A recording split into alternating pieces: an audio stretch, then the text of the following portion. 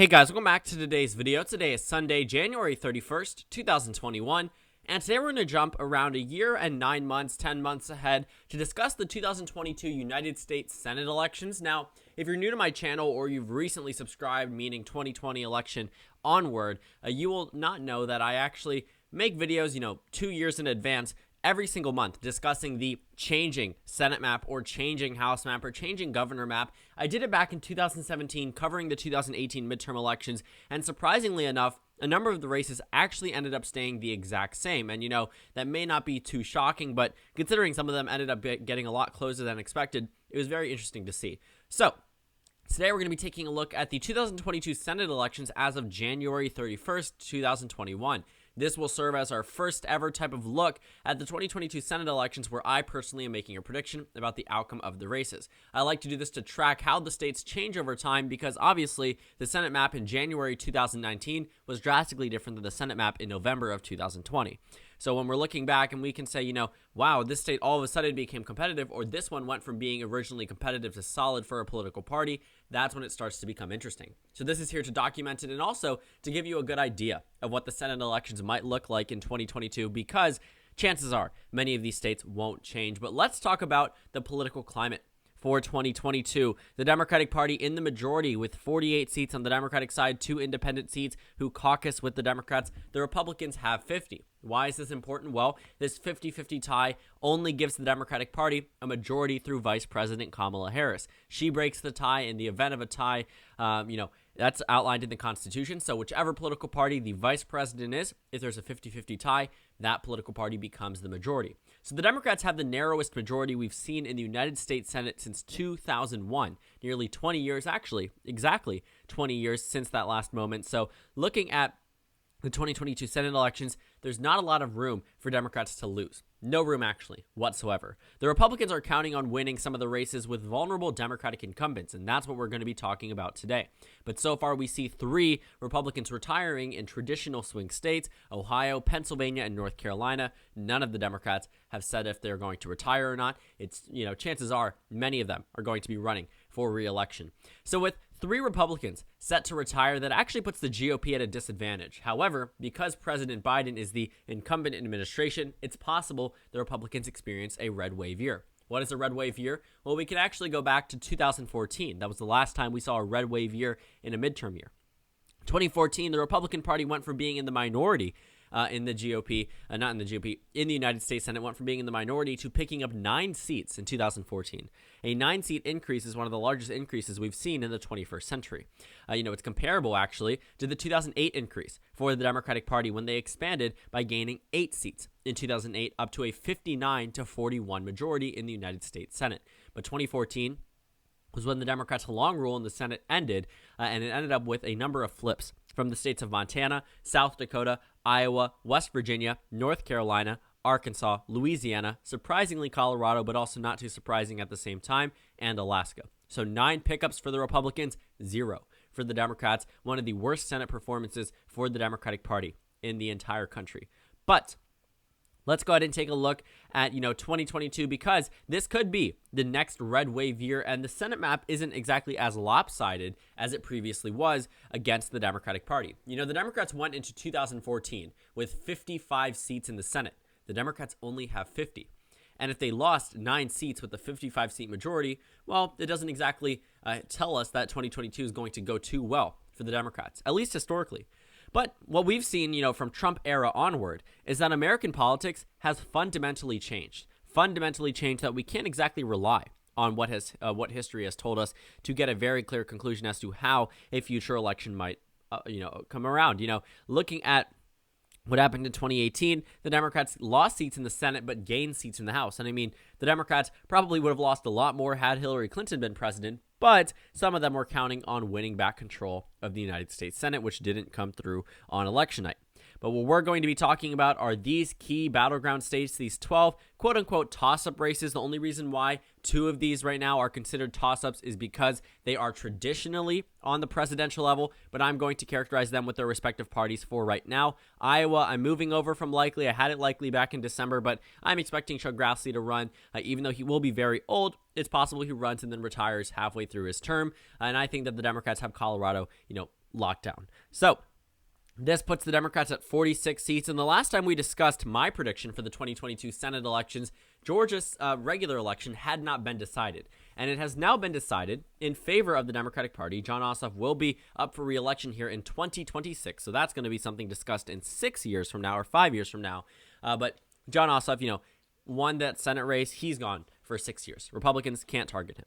But Raphael Warnock is up. So his special election is something that Democrats are going to be, wondering where they can improve and whether or not they can retain it, especially in what is expected to be a Republican wave year. But I don't exactly expect the GOP to start out with the advantage in the United States Senate. And we'll talk about why.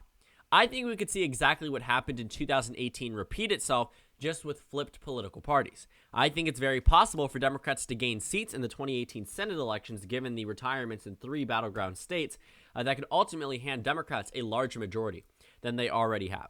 And I know that seems crazy. I know it seems crazy to think about that in a red wave year, that somehow Democrats could gain seats.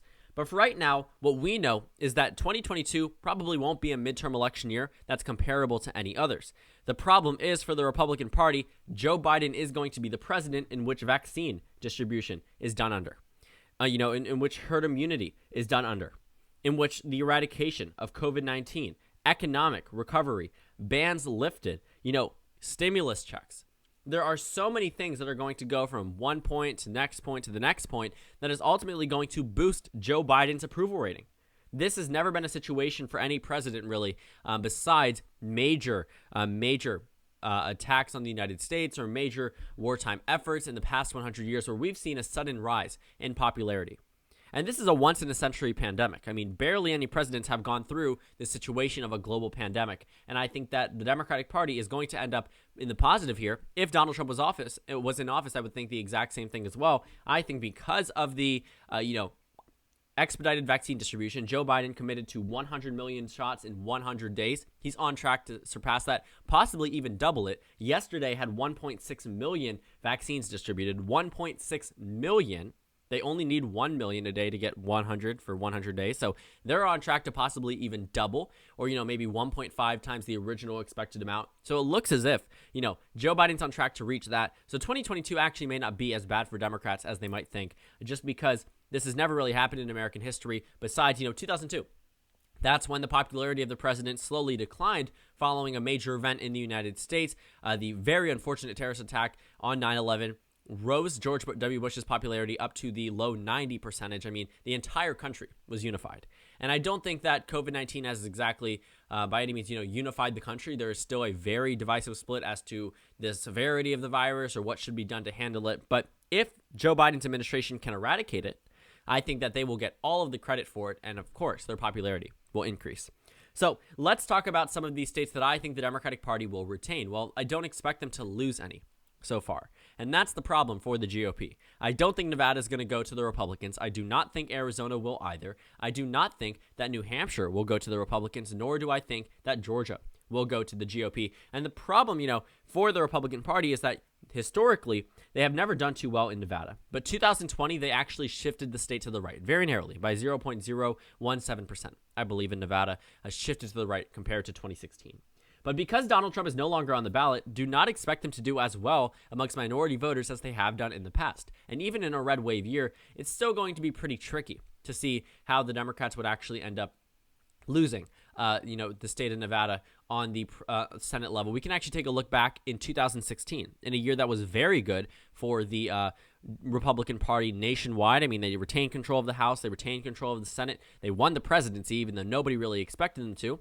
Catherine Cortez Masto only won one county. Only won one county in the entire state and still won the Senate election here.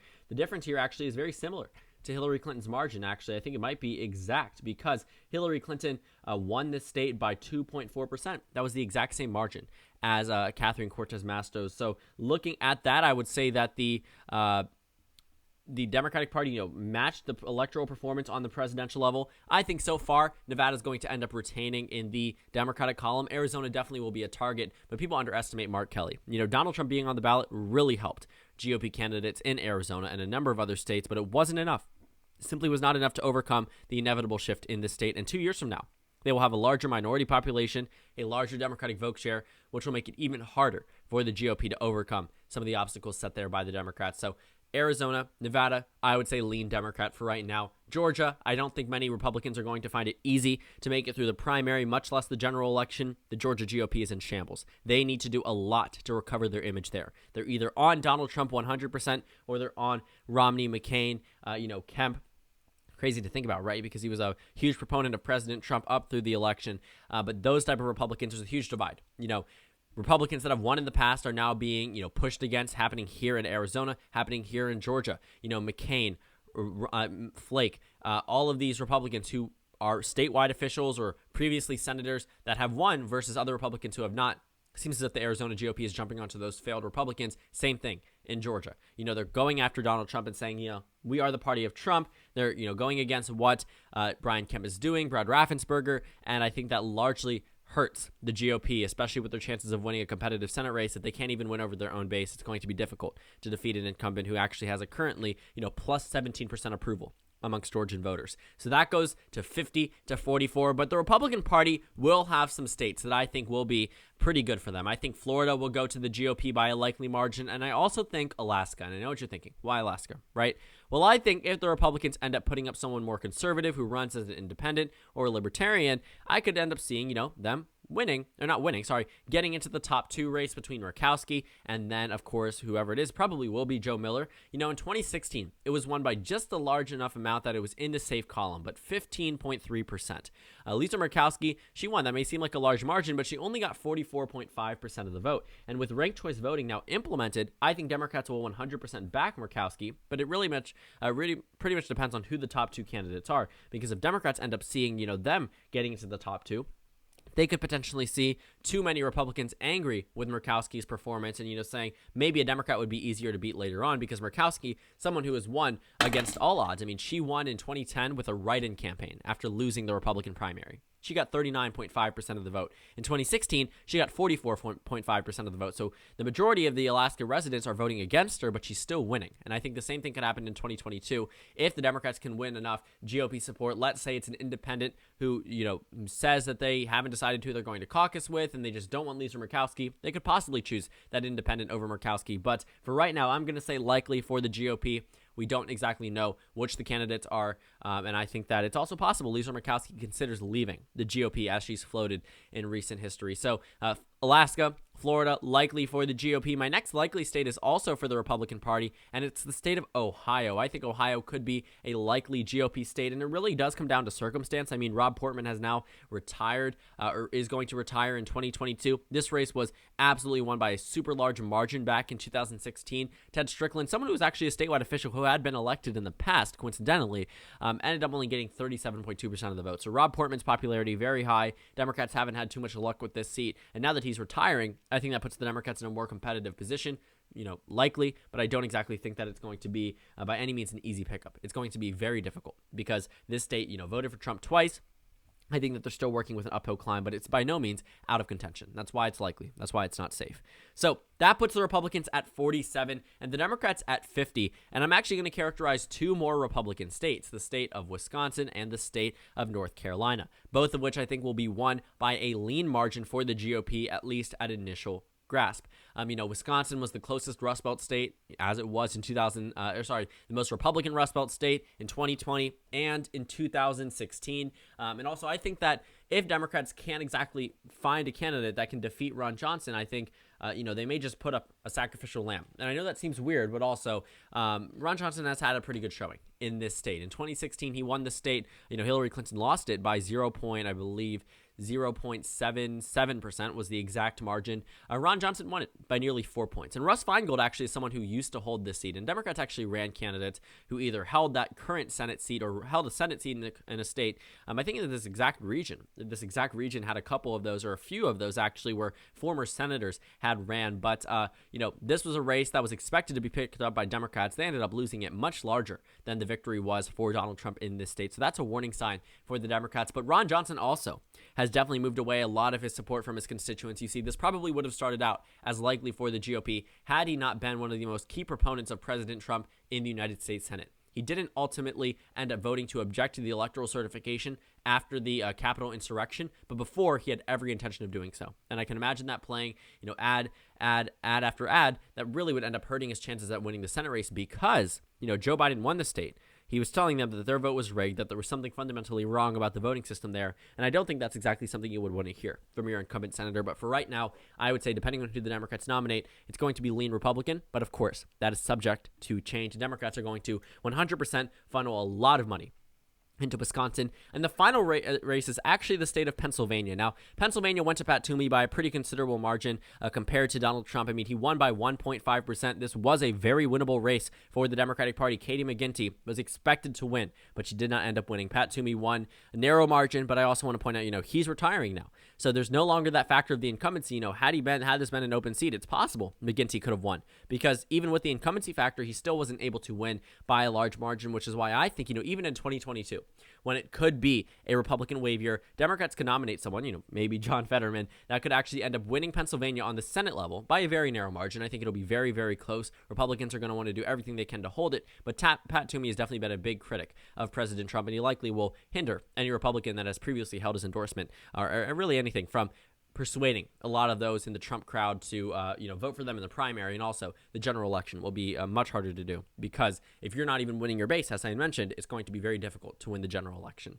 So I know what you're thinking. This may seem too optimistic for the Democratic Party, that they're already at 51 seats to the Republicans' 49. But based off their retirements, the GOP cannot ignore that they have just lost 3 Republicans who could have won re-election easily in a red wave year because they were the incumbents. Now all 3 of them have reverted back to the traditional swing state status, which makes it much more difficult for the GOP to win here in the future. And I think if you're looking at race after race after race, the Republican Party is going to need to funnel a lot of money into those Democratic states so far, because New Hampshire is winnable with Chris Sununu. Georgia is winnable with a Republican who hasn't exactly been in the fray too much. Arizona is technically winnable. Nevada is technically winnable, but we have yet to see which GOP candidates can do so. And the question arises, will they find a GOP candidate that can do so, that can win over the Trump base while also winning over suburban voters, as they have done in the past?